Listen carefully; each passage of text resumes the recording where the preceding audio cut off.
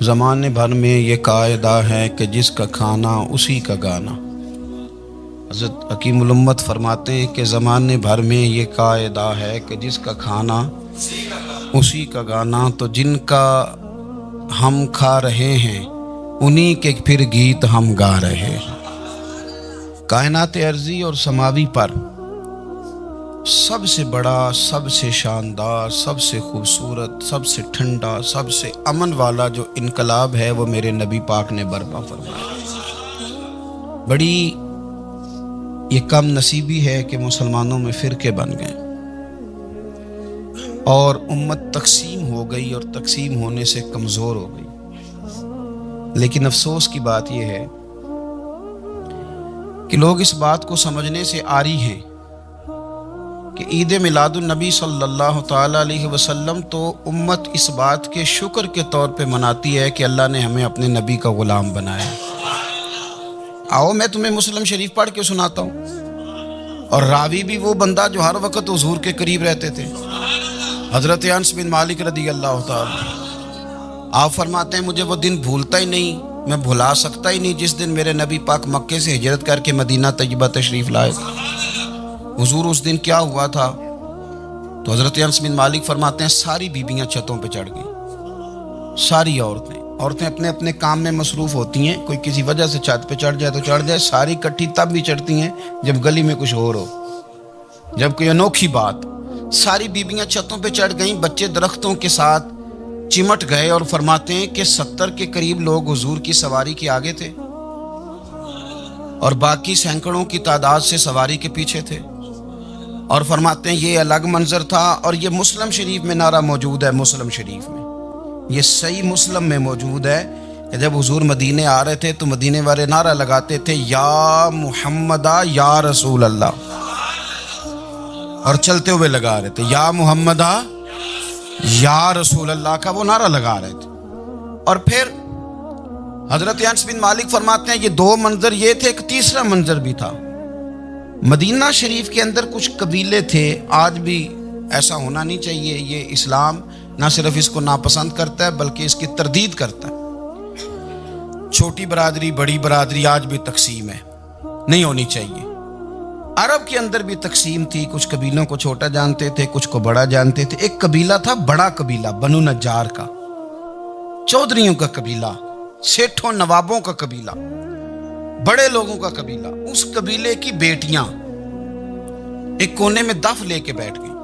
نبی پاک صلی اللہ تعالی علیہ وآلہ وسلم کے غلاموں بات کو سمجھے۔ ایک منظر یہ کہ عورتیں چھتوں پہ، آج ہم منع کریں گے کیونکہ یہ پردے کی آیتیں نازل ہونے سے پہلے کی بات ہے، اب آیتیں آ گئیں، اب ہم یہ اجازت نہیں دیتے۔ عورتیں چھتوں پہ چڑھ گئیں، مرد گلیوں میں نعرے لگانے لگے، اور بنو نجار قبیلے کی بیٹیاں، چھوٹی بچیاں وہ ایک کونے میں دف لے کے بیٹھ گئیں اور وہ پڑھنے لگیں طلع البدر علیہ۔ اب تو میلاد غریبوں میں رہ گیا ہے، ہمارے یہاں فیشن ہو گیا ہے، جب حالات خراب ہوتے ہیں تو لوگ برکت کے لیے میلاد کراتے ہیں، اور جب امیر ہو جاتے ہیں پھر انہیں میلاد کے جائز ہونے کی دلیل ہی کوئی نہیں ملتی، پھر وہ یہ فیشن ہے۔ بندہ تھوڑا سا پڑھ جائے نا دو چار چیزیں تو ہر چیز کو غلط کہنا اس کی طبیعت ہوتی، پھر یہ فیشن ہے کہ میری سوسائٹی نہیں ہو گئی، کتابیں نہیں ہو گئیں، فرنیچر نیا ہو گیا، دوست نئے ہو گئے تو مذہب وہی پرانا۔ اوئے ہوئے کوئی ترقی کرنی چاہیے، پھر وہ ترقی کرتے ہیں بیچارے، اور جن کی پیچھے 10 نسلیں اور 50 نسلیں میلاد مناتی آنے کو تو نہیں دلیل کوئی نہیں ملی۔ سبحان اللہ۔ جن کی دادی وضو کر کے کھیر پکاتی تھی 11ویں کی، جب امیر ہو جاتے ہیں تو انہیں 11ویں پکانے کی دلیل ہی نہیں ملتی۔ اب آپ امیر ہو گئے میرے بھائی، آپ کا فیشن ہے، یہ طبیعت کا حصہ ہے۔ آپ چاہتے ہیں کہ میں وہ کام کروں جو درویش لوگ، سادے لوگ نہیں کرتے۔ تم اپنے معاملات کو بچانے کے لیے نعرے لگاؤ تو تمہارے پاس ساری دلیلیں ہیں، لیکن یہ تمہارا نصیبہ ہے کہ تم جھوٹوں کے نعرے لگاتے ہو، لیکن یہ غریبوں کا نصیبہ ہے کہ میلاد والے رسول کا نعرہ لگا۔ یہ غریب کا حصہ ہے۔ لیکن وہ بنو نجار کی بچیاں غریب نہیں، امیر گھرانے سے تھیں۔ انہوں نے جو بات کی اس کو حفیظ جلندری نے لکھا۔ مرحوم کہنے لگے کہ وہ ننھی بچیاں، چھوٹی بچیاں تھیں، کہتے وہ ننھی بچیاں وہاں بیٹھ کر دف بجاتی تھیں اور رسول پاک کی جانب اشارے کر کے گاتی تھیں، اور لوگوں سے کہتی تھیں کہ یہ کوئی ہمارا پیشہ نہیں دف بجانا، ہم تو چودھریوں کی بیٹیاں ہیں، ہم تو بڑے خاندان سے ہیں۔ وہ ننھی بچیاں جو بیٹھ کر وہاں دف بجاتی تھیں، رسول پاک کی جانب اشارے کر کے گاتی تھیں اور کہتی تھی ہم ہیں بچیاں نجار کے عالی گھرانے کی، خوشی ہے آمنہ کے لال کے تشریف لانے، ہمیں بڑی خوشی ہے آمنہ کے لال کے، خوشی ہے آمنہ کے لال کے، خوشی ہے آمنہ کے لال کے، ہمیں خوشی ہے آمنہ کے لال کے تشریف، خوشی ہے بس آمنہ کے لال کے تشریف۔ نبی پاک صلی اللہ تعالیٰ علیہ وآلہ وسلم سے امت کا جذباتی رشتہ ہے۔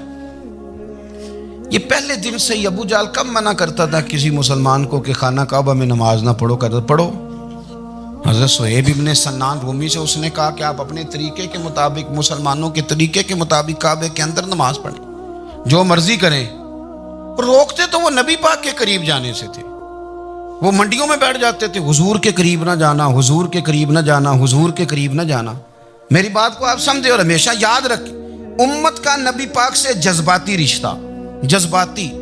یہ جو رسول اللہ کی امت ہے یہ گناہگار ہو سکتی ہے پر اپنے نبی کی غدار نہیں ہوتی۔ میں آپ کو صحیح کہہ رہا ہوں۔ میرے کلین شیو نوجوان کے کان میں آپ جا کے کہیں نبی پاک، اور چاہے اس نے نماز نہ پڑھی ہو، چاہے اس نے داڑھی نہ رکھی ہو، آپ حضور کا نام لیں، اس کے رونگٹے کھڑے ہو جاتے ہیں، اس کی طبیعت، اس کا دل دھک دھک کرتا ہے، اس کی ایک ایک روح سے محمد محمد کی آوازیں نکلتی۔ یہ فیض ہے رسول پاک کا اور یہ کرم ہے اللہ کا اس امت کے ساتھ۔ امیر ملت پیر جماعت علی شاہ صاحب محدث علی پوری فرماتے ہیں، ایک جگہ ہندوؤں کا جلسہ تھا، ہندو پنڈت تقریر کر رہا تھا، اس نے نبی پاک صلی اللہ علیہ وسلم کی شان میں معاذ اللہ کو بے ادبی کر دی۔ مسلمان تھے ہی نہیں، ایک مسلمان تھا، وہ ملنگ نہیں ہوتے دوری ڈنڈے والے، اس کے پر رنگین ڈنڈا تھا، وہ کہیں دور بیٹھا تھا، تو اس نے سن لی اسپیکر چل رہا تھا، تو وہ ڈنڈا لے کے تو سٹیج پہ چڑھ آیا۔ وہ کہتا ہے میں نے پنڈت کے سر میں مارا ایک ہی ہے، پر مارا ذرا صحیح کر کے، اور ڈھیر ہو گیا، لوگوں نے گرفتار کر لیا، جیل میں چلا گیا۔ پیر صاحب کہتے ہیں میں ملنے گیا، بندے کو بسم اللہ بھی سیدھی نہیں پڑھنی آتی، سورۃ اخلاص بھی ٹھیک نہیں آتی، ربنا آتی نہ دعا نہیں کر سکتا، ملنگ ہے۔ میں ملنے گیا اور میں نے کہا یار نہ تو نماز پڑھے، نہ داڑھی رکھے، نہ تو مسجد جائے، پر تو نے کمال کر دی۔ تو کہتے ہیں پیر صاحب چھم چھم رویا اور پنجابی میں کہنے لگا پیر صاحب میں گناہگار ہاں پر اپنے نبی دا غدار تے نہیں نا۔ یہ گناہگار اور غدار میں فرق ہوتا ہے، میں گناہگار ہوں پر یہ تو نہیں نا کسی کی ضرورت کہ میرے سامنے میرے نبی کے بارے میں بات کر جائے اور ساڈی اچھی تے سچی سرکار نو گل کر جائے۔ یہ بات آپ سمجھیں، دشمن احمد پہ شدت کیجئے، ملحدوں سے کیا مروت کیجئے، شرک ٹھہرے جس میں تعظیم رسول، اس برے مذہب پہ لعنت کیجئے، اور مثل فارض زلزلے ہوں نجد میں ذکر آیات ولادت کیجئے، اور یا رسول اللہ کی کثرت کیجئے۔ نبی پاک کا پیار امت کے لیے سرمایہ حیات ہے۔ رسول پاک کے ساتھ امت کا والہانہ رشتہ ہے۔ نبی پاک کے ساتھ والے حضرت خبیب کو گرفتار کر لیا مکے والوں نے، اس وقت غربت تھی اسلام پر، مکے میں سارے لوگ اکٹھے ہو گئے اور چوک میں پھانسی دینے لگے حضرت خبیب کو۔ کہنا آسان ہے، کرنا بڑا مشکل ہے۔ بندہ جیل میں الجھ جائے تو میں نے بڑے بڑے سیانے لوگ معافیاں مانگتے دیکھے، بڑے بڑے لوگ کہتے دیکھے ہیں کہ یہ کام بڑا، قید تنہائی بذات خود ایک مصیبت ہے۔ آپ کو اکیلا رہنا پڑ جائے نا، یہ لاک ڈاؤن ہوا ہے تو لوگ نفسیاتی مریض بن گئے، اکیلے رہنا، تنہا رہنا کوئی چھوٹا کام ہے۔ حضرت خبیب اکیلے اور مکے کا دور اور چاروں جانب کافر، اور چوک میں جب پھانسی پہ لٹکایا جانے لگا تو ابو سفیان بولے اور بول کے کہنے لگے یار بندہ کوئی کام کر کے بڑا پچھتاتا بھی ہے، یار نتیجہ کیا نکلا؟ تو معاذ اللہ آپ کا بھی نتیجہ تو پھانسی ہے، تو آپ کا کیا خیال ہے؟ یہ آپ یقین کریں کہ لوگ صحیح صحیح ساتھ چلتے ہیں، تھوڑی سی دشواری اٹھانی پڑ جائے تو کہتے ہیں میں گاڑی ٹھیک تھا، پر انہی پتھروں پہ چل کے اگر آ سکو تو آؤ، میرے گھر کے راستے میں کوئی کہکشاں نہیں ہے۔ لوگ نا میٹھا میٹھا کھانا چاہتے ہیں، تھوڑا کڑوا آ جائے تو مصیبت بن جاتی ہے۔ کہتے ہیں سارے ہی فلانے سے پیار کریں گے تو میں کروں گا، سارے مخالفت بھی کریں گے تو ہم انشاءاللہ پیار ہی کریں گے۔ یہ کیا بات ہوئی کہ ہم زمانے کا رنگ دیکھ کے چلیں گے؟ اب بعض لوگ پچھتا رہے ہوتے حضرت خبیب سے کہا، ابو سفیان نے ابھی کلمہ نہیں پڑھتے تھے، کہنے لگے تو اس وقت پھانسی پہ لٹک رہا ہے اور تیرے نبی مدینے میں اور آرام میں اور ان کے صحابہ آرام میں، اہل بیت گھر میں، تیرے ذہن میں اگر اس وقت یہ بات ہو کہ اس وقت تیری جگہ پہ وہ ہوتے معاذ اللہ، تو پھر کیا ہوتا؟ مجمع غیروں کا، علاقہ غیروں کا، یہ ٹائم آیا تھا اب نعرہ رسالت لگانے کا، اب ٹائم آیا حضرت خبیب نے نعرہ رسالت لگانا ہے، پر لگانا کس طرح ہے کہ کافر یاد رکھیں۔ حضرت خبیب سے کہنے لگے اگر تیری جگہ حضور ہوتے تو پھر تیرا کیا خیال ہے معاذ اللہ؟ تو حضرت خبیب کہنے لگے تم ابھی بھی نہیں سمجھے؟ ٹھیک ہے میں مکے میں اکیلا ہوں، سارے لوگ مدینے میں ہیں، پر میں پچھتا نہیں رہا، میں تو فخر کر رہا ہوں، میں فخر کر رہا ہوں اس لیے کہ چوری کر کے جان نہیں دے رہا، مدینے والے کی عزت پہ جان دے رہا ہوں، میں فخر کر رہا ہوں۔ فرمایا سن، تو کہتا ہے تیری جگہ حضور ہوتے اور تم انہیں یہاں معاذ اللہ پھانسی پہ لٹکاتے۔ فرمایا سن، میں تو یہ بھی پسند نہیں کرتا کہ میں گھر میں بیٹھا ہوں اور میرے نبی کو ہلکا سا کانٹا بھی چھپ جائے، ہمارا اپنے نبی سے محبت کا رشتہ ہے، ایک کانٹا بھی حضور کے قدم مبارک میں چبھے ہمیں برداشت۔ مجمع ان کا تھا، نعرے لگ رہے تھے، ہم نے مسلمان پکڑ لیا، لیکن حضرت خبیب نے اکیلے، اللہ کرے آپ کو میری بات کی سمجھ آئے، اللہ کرے آپ کو سمجھ آئے، اکیلے جب پھانسی کے تختے کے قریب نعرہ لگایا نا کہ میں تو کانٹا بھی نہیں چبھنے دوں گا اپنے نبی کو، اب سارے ہار گئے، اب اس ایک جملے نے نا ان کو شکست خوردہ کر دیا، اب بول کچھ نہیں سکتے تھے، گردنیں جھک گئیں، اور جب سناٹا چھایا تو ابو سفیان ساتھ والے سے کہنے لگا باقی ساری باتیں اپنی جگہ پر ہیں، پر اصحاب محمد سے پیار تو بڑا ہی کرتے ہیں نا، اور وہ کچا رنگ للاری والا جیڑا چڑھدا تے لیندا رہندا، اے عشق تیرے دا رنگ محمد چڑھ جائے پھر نہیں لیندا۔ کہا یار پیار تو یہ کرتے ہیں نا، اس میں کوئی شک والی بات؟ اس پیار سے کافر ڈرتا ہے۔ نبی پاک کے ساتھ جذباتی وابستگی، حضور کے ساتھ غلاموں کا جذباتی رشتہ، اور نبی پاک صلی اللہ تعالی علیہ وسلم کی آمد پر تشکر کے جذبات۔ امام رازی نے لکھا ہے کہ حضرت موسیٰ کلیم اللہ علیہ السلام نے تورات کی تختیوں کے اندر ایک امت کا ذکر پڑھا کہ جو امت گناہ کا ارادہ کرے گی تو گناہ لکھا نہیں جائے گا جب تک کر نہ لے، اور نیکی کا ارادہ کرے گی تو رب ان کی نیکی لکھ دے گا، اور جب وہ کر لے گی تو اللہ 10 گنا اجر عطا کرے گا، اور وہ ایسی امت ہوگی کہ جن کے چہرے قیامت کے دن نور کی طرح چمکیں گے، اور وہ امت ہوگی جن کی اللہ تعالیٰ زمین ساری پاک فرما دے گا، جہاں نماز پڑھیں گے نماز ہو جائے گی۔ یہ تذکرے پڑھ کے تو حضرت موسیٰ کلیم عرض کرنے لگے اللہ یہ امت میری بنا دے، تو رب کریم نے فرمایا کہ موسیٰ نہیں، یہ تو میرے محبوب کی امت ہے، فرمایا یہ تو میرے نبی پاک کی امت، حضور کی امت۔ اللہ اکبر۔ حضرت موسیٰ معمولی آدمی نہیں، وہ جلیل القدر پیغمبر ہیں جن کا قرآن کے ہر سپارے میں تذکرہ ہے، کہیں واضح طور پہ کہیں اشارتاً، ہر پارے میں۔ اور حضرت موسیٰ اللہ کے وہ نبی ہیں جو رب سے ڈائریکٹ باتیں کریں کوہ طور۔ کہا اے موسیٰ یہ امت تو میرے نبی کی ہے، حضرت موسیٰ علیہ السلام عرض کرتے ہیں، امام رازی نے لکھا ہے، کہتے ہیں اے اللہ پھر مجھے اپنی نبی کی امت میں شامل کر۔ وہ یار ہمیں لوگ کہتے ہیں میلاد نہ مناؤ، جس امت میں آنے کے لیے حضرت موسیٰ نے دعا مانگی، جس محبوب کی غلامی کے لیے، ہمیں تو دعا بھی کوئی نہیں مانگنی پڑی، اللہ نے فضل سے ہی مدینے والے کا غلام بنا دیا۔ تو ہم حضور کے تذکرے نہ کریں، ہم تشکر نہ کریں، ہم نبی پاک صلی اللہ تعالی علیہ وسلم کی نعت نہ پڑھیں، ہم حضور کے آنے پر جشن کا اظہار نہ کریں، ہر وہ جائز طریقہ جس سے اظہار خوشی ہو سکے وہ میلاد پہ کرنا چاہیے، اور اس کے لیے اسباب بنانے چاہیے۔ امت کا ایک جذباتی انداز ہونا چاہیے نبی پاک کے ساتھ، ایک وارفتگی، ایک ذوق، ایک طبیعت کے اندر وجدان۔ نعرہ مطلب اس طرح نہ ہو کہ بس چل رہا ہے کام، میں نہیں ہوں قائل، میں کہتا ہوں پہلے تو کوئی لگائے نا، اور پھر نعرہ جب لگتا تھا نا تو مسلمانوں کے یہاں نعرہ لگتا تھا تو بڑے بڑے لوگ کانپ جاتے تھے۔ صوفیات نے لکھا ہے کہ حضرت عمر نے جب کلمہ پڑھا نا تو 39 بندے کلمہ پڑھتے تھے، تو نبی پاک نے رات کو دعا مانگی، اے اللہ عمر کو مسلمان کر کے اسلام کو عزت دے۔ حضرت عمر سویرے آ گئے، میں وہ تفصیل میں نہیں جاتا، بات لمبی۔ حضرت عمر جب آئے نا اور انہوں نے آتے جب کہا نا کہ میں کلمہ پڑھنے آیا ہوں، تو حضور اتنے راضی ہوئے کہ نبی پاک نے کہا اللہ اکبر، تو صحابہ نے نعرے لگائے اللہ اکبر اللہ اکبر، یعنی 40 لوگ مسلمان ہوئے تو نعرے لگے ہمارے صوفیاء کہتے ہیں حضرت عمر کے آنے پر جب نعرے لگے تو بتاؤ کہ وہ تو نعرہ تکبیر لگا، نعرہ رسالت کیوں نہیں لگا؟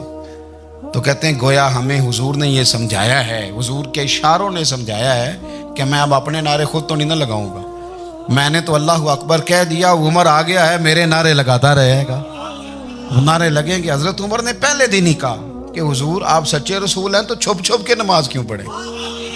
شروع ہو گئے نعرے، حضور آپ سچے ہیں تو چھپ چھپ کے نماز کا کیا معنی ہو؟ تو حضور نے فرمایا تیرا کیا ارادہ ہے؟ کہ حضور سارے نہیں، ایک میں، ایک امیر حمزہ، ایک لائن کے آگے وہ لگ جائے، ایک کے آگے میں لگ جاؤں، اور باقی مسلمان جتنے ہیں کل 40 تھے، پیچھے 18 19 بچیں گے، تو ایک لائن میں وہ ہو جائیں، ایک میں آگے، ایک میں امیر حمزہ ہو، ایک میں ہوں، تو دیکھ لیتے ہیں یہ ہمیں نماز کیسے نہیں پڑھنے دیتے۔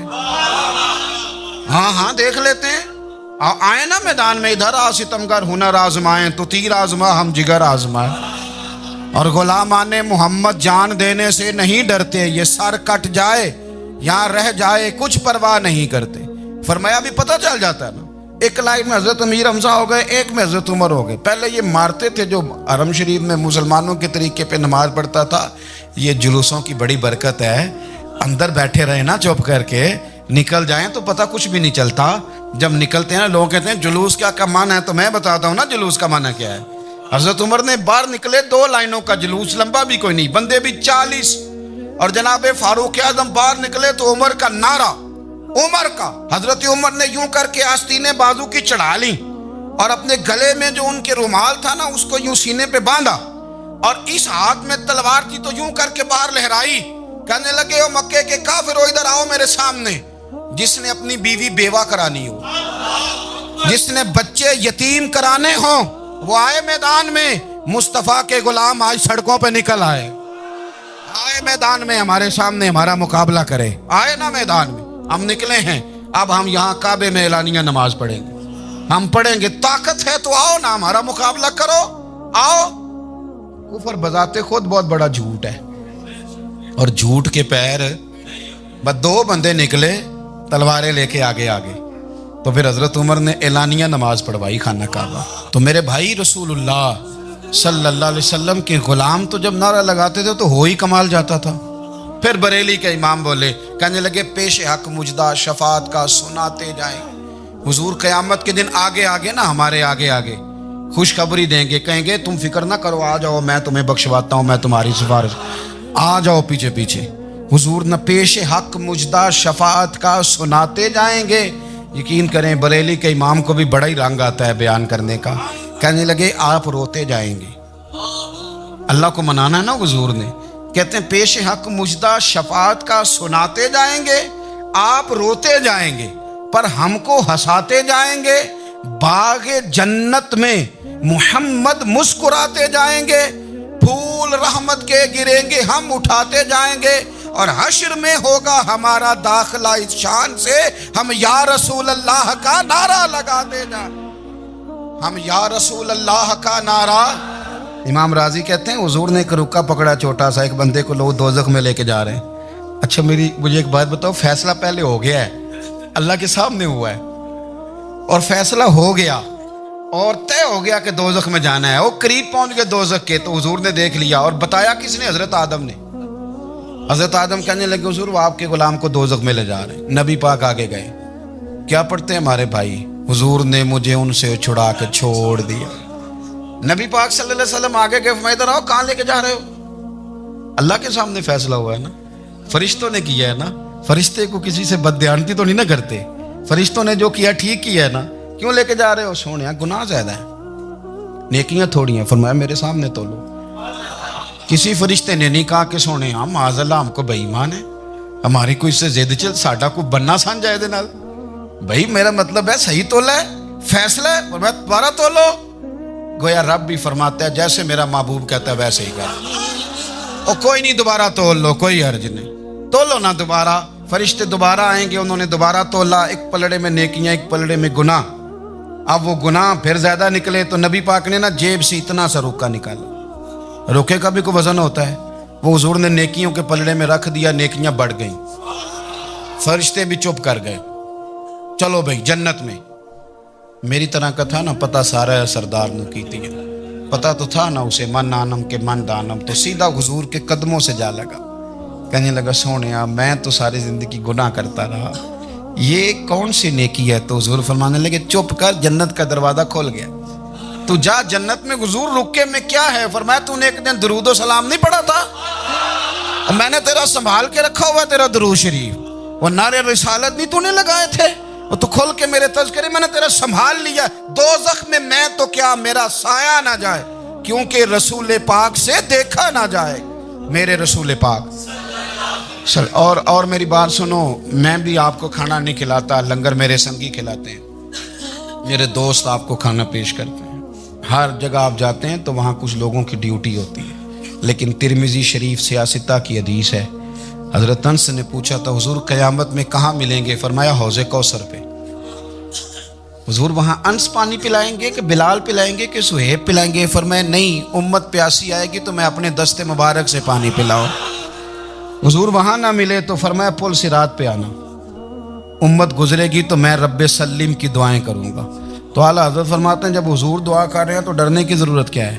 خدا کی رضا چاہتے ہیں دو عالم، خدا چاہتا ہے رضائے محمد، رضا اب پل سے وجد کرتے گزری کہ ہے رب سلم دعائے محمد صلی اللہ ہو۔